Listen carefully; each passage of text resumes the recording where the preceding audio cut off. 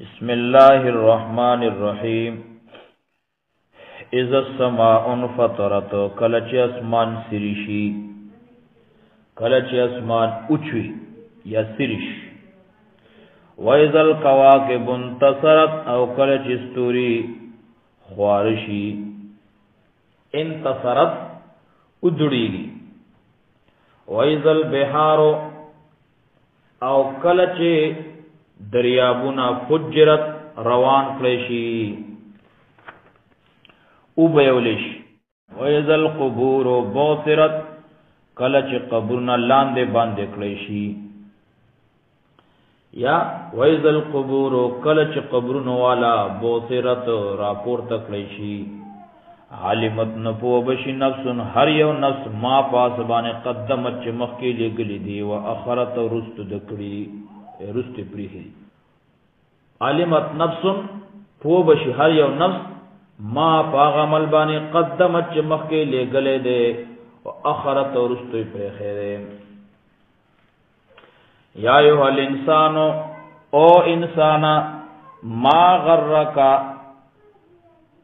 ست دوکه کړي بربک الکریم، پرب خپل باندې چې سخی دی. یا ایها الانسان، اے انسانا، ما غرک سشی دوکه کړل تعالی را بربک الکریم، پغرب عزت من باندې، پغرب سخی باندې.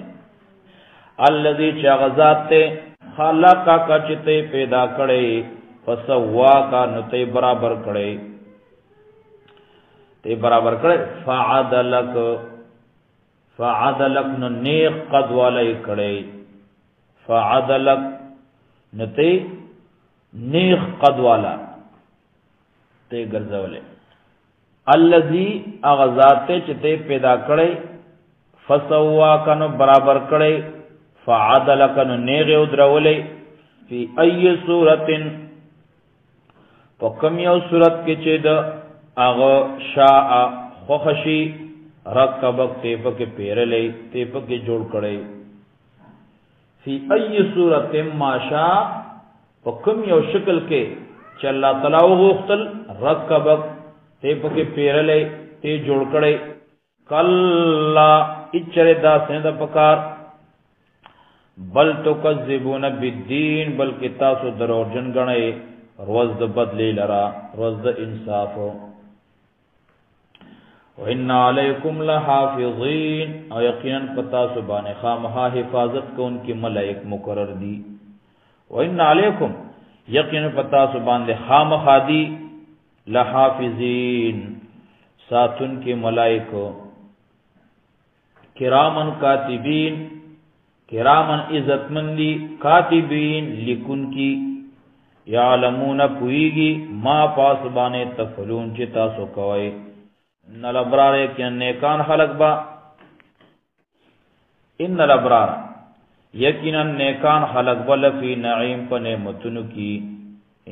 وان الفجار یقینا فاسقان بدکاران با لفی جہیم پا دوزخ کیوی. یسلونها زیبد دوزخ تا یوم الدین، پروز دا انصاف، پروز دا بدلے. وما هم عنها، او نبوی دوی د دې دوزخ نه بغائبین، غائب دوی به دوزخ نه غائب کیدون کی بنی، پټیدون کی بنی. وما دراکا، او سپو کړلی تعالی را، او تاسو شي پو کړی. ما یوم الدین، چې څه شه دې روز د بدلې، روز د بدلې شه. ثم ما دراکا، بیا تسشی پوکڑے. ما یوم الدین، جسشی دے روز دا بدلے.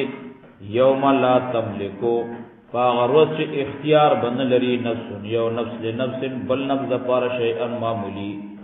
والامر، او طول اختیار با یوم ازن پا دا غرز بانے للہ، صرف دا اللہ تعالیوی.